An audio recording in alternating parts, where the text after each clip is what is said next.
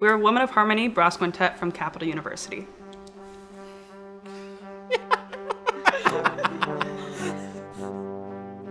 The idea came from Devin Foster. She's a super go-getter. She is a big researcher. She loves researching underrepresented composers.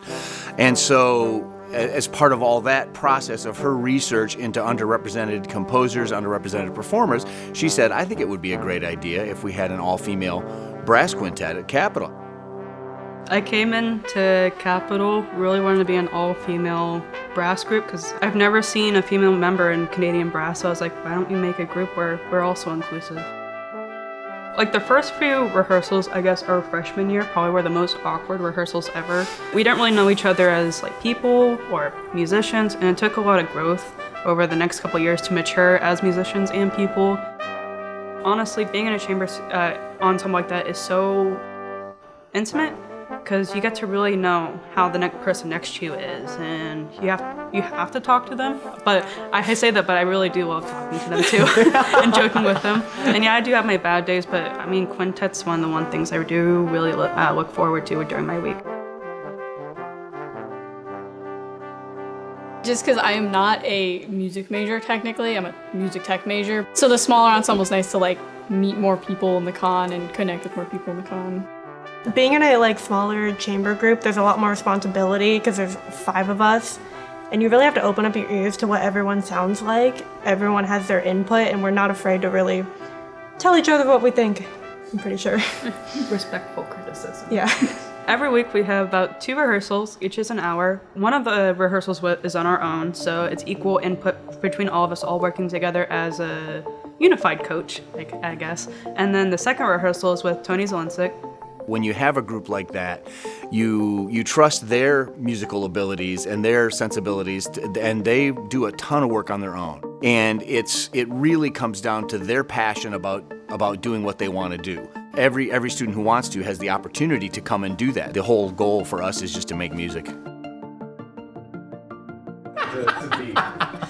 I'm usually the one giving up music, and I thought it was really cool because it wasn't just straight Beauty and the Beast music, it was kind of like a variation sort of thing. And we were like, what if we dressed up for this? So we kind of thought of characters and stuff. If I remember correctly, it went down as, well, someone's got to be Belle.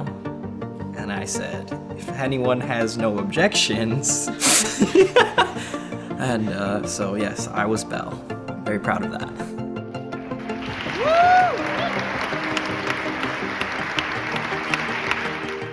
Naturally, I'm just a really introverted person. I especially was when I first came to Capital.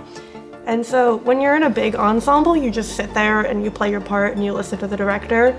But in a chamber group, you don't get anything done if you just play your part and then just sit there. You have to input your own feedback, and I especially think that's important for me as an educator. So I'm learning how to listen with my ears while playing music and then giving feedback afterwards.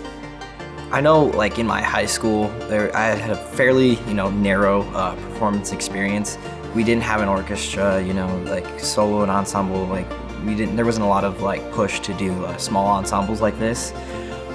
So getting into music school and having the opportunity to do this kind of thing is something I've really been looking forward to. And now that I'm finally in it, I'm really enjoying it, and because I feel like we work really well. Is something that I'm really glad that I'm able to be a part of.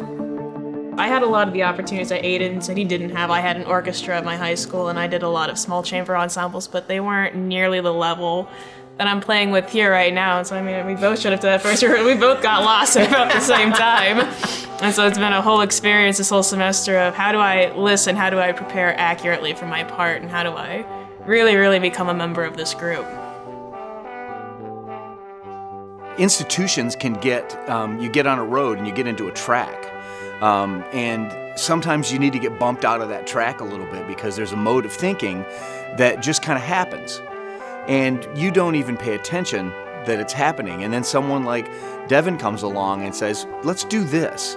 And you're thinking, all right. And it just kind of pushes things a little bit in a different direction. And it opens up a whole world of things for everybody. I just love it when we see our students actually being proactive and kind of changing the paradigm, changing the way we've been doing things for so long. It's really fulfilling to see that.